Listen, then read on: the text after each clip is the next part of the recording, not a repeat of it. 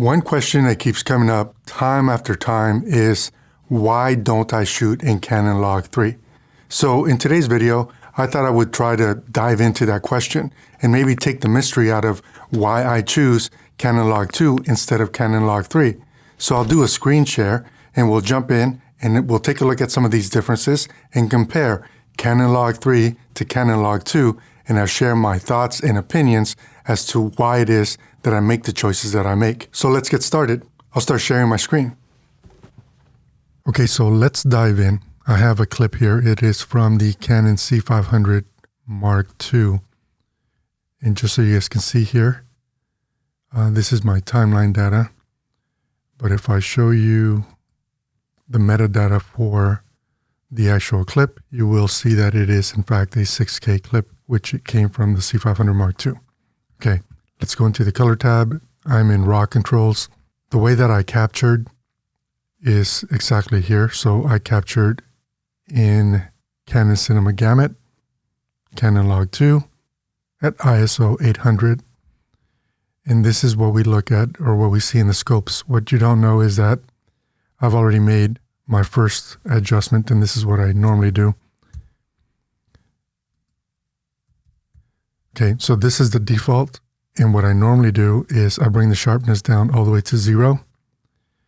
And depending on what I'm seeing out of the waveform, when I'm capturing in RAW, of course, I bring this down as much as I can. So this now gives me a neutral starting point. And this is Canon CLog2, right? This is the way that I like to expose. So I'd like to have a balanced waveform. In fact, let me pop out the waveform, since we're not going to be making any real color adjustments in this video, so that you guys have a better idea or can have more to see, I guess, because, you know, sometimes people are watching on their cell phones.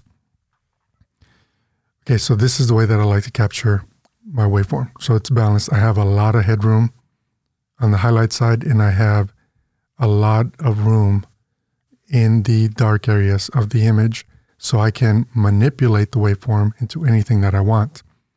To give you an example and a perspective, I have 3 nodes up here. The first node, and I'll turn it on, gives us the Canon provided LUT for Cinema Gamut, Canon CLog2 to Rec. 709 YDR.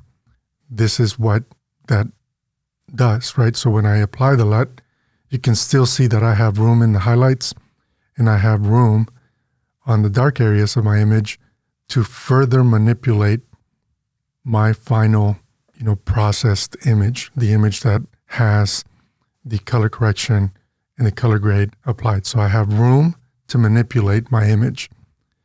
Same thing with my saturation.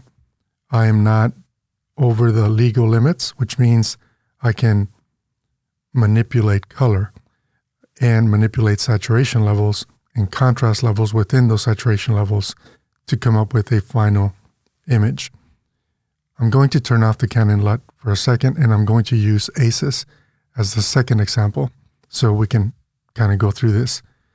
This will make a lot more sense here in a few minutes. So here's ACES 709, and because ACES is limited, and what I mean by ACES is limited is that ACES requires some sort of conversion, right? So the input transform needs to exist. Well, there is no currently, as of March 2021, there is no profile in ACES for the Canon C500 Mark II in Canon CLog2. So I'm using the Canon C700, Canon CLog2, and then I'm also selecting Daylight Cinema. That's what I chose for this color, and then I'm converting it, or the output transform is Rec. 709.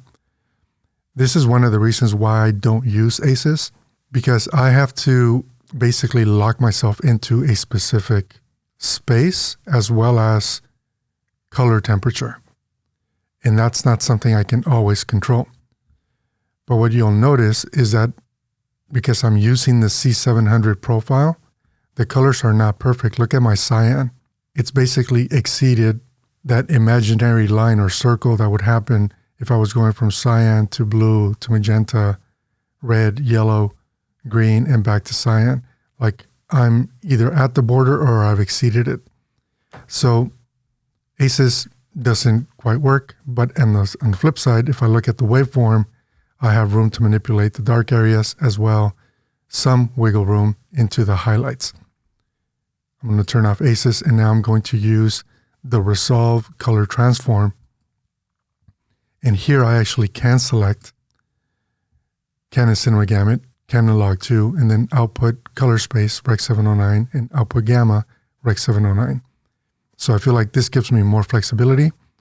And this waveform now looks, and also the vector scope, look a lot closer to that Canon provided LUT. Except the colors are, I would say this is more pleasing to my eye compared to here. This is much more contrasty, where to me this is more dreamy, creamy, cinematic. But you know, her eyes are still tack sharp. Now going back to that, why Canon CLog2 versus Canon CLog3? Let's ignore the color transforms, because clearly if I change from Canon CLog2 to Canon CLog3, we're going to see similar results. But this is the waveform in Canon CLog2 at ISO 800. If I switch over to Canon CLog3, look at what happens. My dark areas got pushed some more and my highlights were increased. In other words, the contrast overall was increased in my log image. What does that imply? Well, it implies that I will reach a clipping point in my highlights and in the dark areas much faster than I would if I was working in Canon CLog2. Now with this level of exposure, let me just pull up full screen so you can see here, we don't have noise issues with this image. And when you convert 6K to 4K for delivery, or 6K to 1080 or 2K for delivery, if you saw any noise issues, they're going to disappear anyway. But you can see here, we're far away from clipping the dark areas. So switching over to Canon CLog3 is not going to make this image any less noisy. But again, this image was not noisy to begin with, so that's really not an issue. But what it did do is it made it more contrasty from the start, which really means I have less room to manipulate how I want the contrast to behave in my image and what it is that I want to do as my final output. That little bit of restriction, which in this scenario, because of the way that this image was exposed, is not horrible, right? Like I still have a lot of room. But in other scenarios, let's just pretend that this was actually baked in. So I'm going to switch to the defaults here. So I'm going to go 0. And then I'm going to do sharpness of 10, which is the default. So this is now allowing me to pretend by setting these defaults to what they are. So highlights at 0 and sharpness at 10. This is now allowing my waveform to pretend that it was not captured in RAW, but rather it was captured in one of those baked in XFAVC capture formats, right? Which really means I can't recover the highlights, because instead of working in this space, I would have to be using the wheels. So had I captured in CLog3, you can see that I would have very quickly and effectively clipped highlight information, and you can see that in the windows. Now, let me just switch back to the way that I actually captured Canon CLog2. And even if this was my starting point in Canon CLog2 that was baked into the camera, I didn't clip information. There isn't a lot of roll-off here, right? Because in the window, we can see that there's not a lot of roll-off because it's kind of a shelf. And that's just the way that, the camera captures. That's the dynamic range of it, except we're pretending that this was baked into the way that we captured. But this was really captured in RAW, which allow us to recover some of that information, which is the reason why I always do this, because now we don't have shelves. Now I don't have anything clipping. But for the sake of the example again, this would have been the baked in look in Canon CLog2, and this would have been the baked in look in Canon CLog3.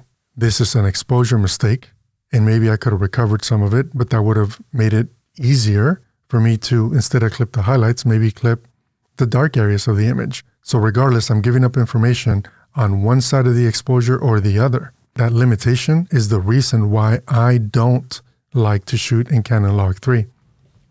So there you have it. Those are my thoughts on why it is that I choose Canon CLog2 instead of Canon CLog3 and what the differences are in a real working example. Let me know what you guys think. I'll catch up with you guys in the comments, and thanks for stopping by and checking out the channel. Really appreciate you all. Take care.